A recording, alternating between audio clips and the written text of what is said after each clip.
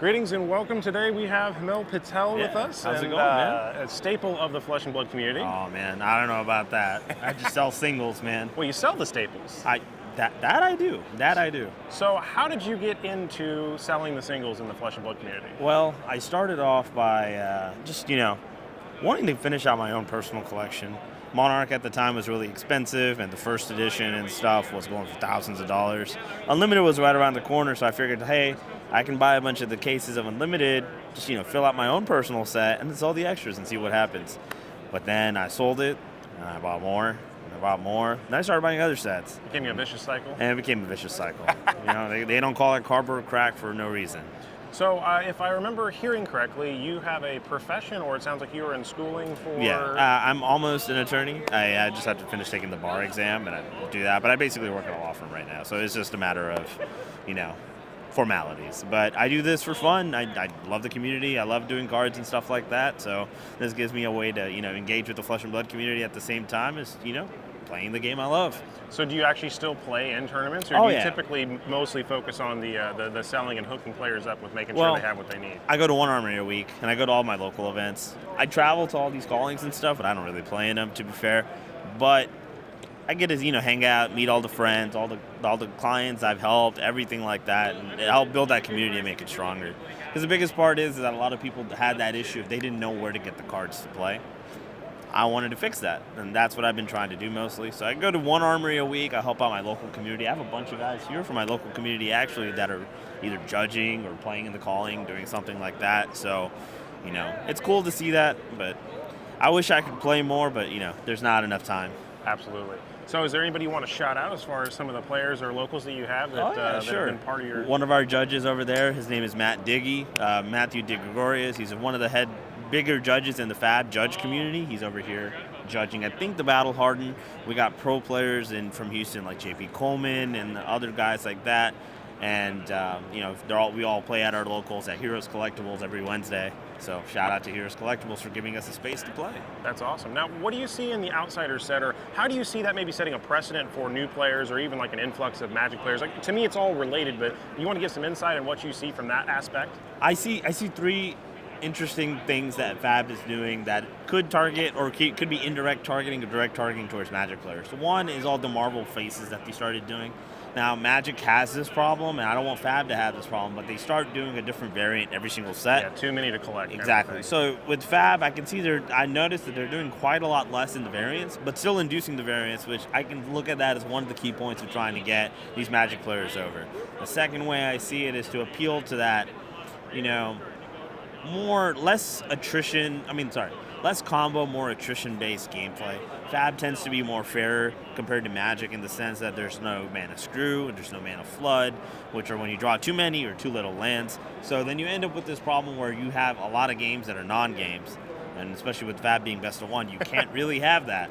So the best part is that they're trying to, I guess, tone down the power level that you saw in Monarch and Tales of Aria with Prism and Oldhim and Briar at full power and Chain as well, to more reasonable, the better player wins type of gameplay, which in itself could be a dicey way to go because you always want to have the ability for that new player fresh off the block to come in and just win, right? But you also don't want it to not be rewarding for those seasoned players that play time and time again. So have you seen the rankings into the calling today, or who's made it up there? Yeah, Do you feel Briar's going to living legend this or hit enough points to get out of the game? I personally hope Briar Living Legends because I am wanting Rosetta Thorn to go so we can start, let Viscerai's campaign to Living Legend continue again because he's my favorite hero. He's my first hero. So I'm hoping, Briar LL's out and there's a new Elemental Runeblade that comes in. But mostly because that means the Living Legend format will start as a format because they said they needed 4 to get there. And Absolutely. Briar being the 4th will help finish and kick that off. Last thing I have is in the starter component or getting people into the game. There's this weird onboard ramp right now where you have blitz decks, you have people making custom decks, kind of like Joey's decks and drafts, how he made those lists. Yeah. Folks are creating that. With the advent of the new sets coming out and these mix of the new blitz decks coming, I think there's 6 for Outsiders and 6 from History Pack 1. Correct. Do you see that as a great way for people to come in, or is there another avenue that you suggest maybe as a person watching this to get in and say, I want to play? Ideally, I think those new entry-level decks are going to be important because the issue that the Blitz decks that they release with each concurrent draft set is that the power level and the ability level is not basic enough to where a person fresh off the street can grab it and be like, okay, I struggled with Monarch as a good example. So, like, the mechanics are too advanced. There's no bare-bones mechanics. There's no Ira deck. Ira is the perfect thing to do. So the issue is you need to create those very bare-bones types of decks, and I think those new History Pack decks are going to be there.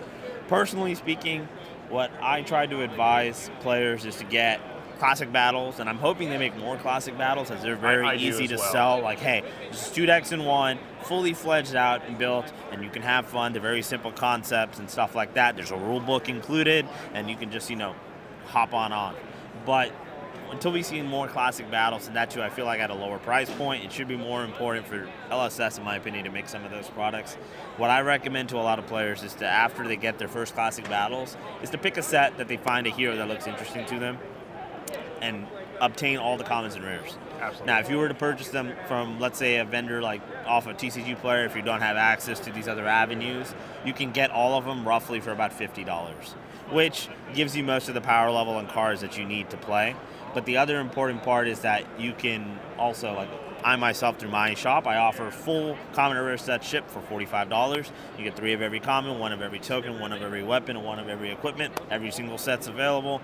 And I feel that's a great onboarding thing because not only are you able to build 4 commoner decks at the cost of some people's, 1 commoner deck. Yeah. But you can also get a grasp of all the generics, how the set works, and on top of that, get the basic concepts of any hero that you want to play without sitting here and shelling out money for the legendaries and stuff Absolutely, like that. Yeah, and I like that onboarding ramp as well. Yeah. The last thing I have, and this is more of the controversial question, so Sure. feel free to not have to answer this. Go ahead. As LSS continues to go forward, some of the things that have come up, at least in conversations, has been the fables and the reprints or the accessibility of some of those higher tier cards for like a competitive meta. Yeah. And as an example, like looking at Eye of Ophidia, that card is now broaching $400. Yeah. How can, in your eyes, what's a solution for them to maybe fix that, given the whole, I don't want to call it reserve list, but the cold foil, then rainbow foil, then non-foil, like Tunic is a good example, how they have that rule in place. What is the avenues that LSS has? My opinion is what they should do is with all these new sets that come out is lower the pull rate of well, first off, take off the rainbow foil entirely.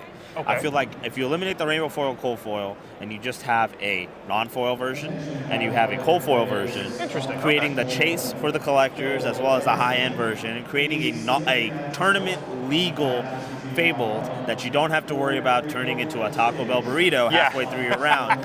So when they do that and just increase the pull rate, so to the point where instead of it being in the estimated 1 in 240 packs, it's 1 in 200 packs. It's a little bit more common. Gotcha. Because what that will do is increase accessibility. And you've seen the cost of Fables, other than Dynasty, with that being a very high in demand one, like Blood of the Drakai being in the 40s. Yeah, exactly. Which, if you imagine the Blood being a non-foil, a lot of competitive decks would be able to play it. It would just be another $30 Majestic at that point. Absolutely. And the cold foil will still be the chase like it is now with the Blood of Drakai at around like $240, $250. Yeah, and that is an interesting idea. So I appreciate that. That's maybe if LSS, if you're listening, there you go. There's another suggestion. I'll be in Auckland in 2 weeks. Hopefully y'all can hear me out then. Well, I very much appreciate your time today. Man. So thank you. I very much appreciate your community. So thank you, man. Thanks. Your captain.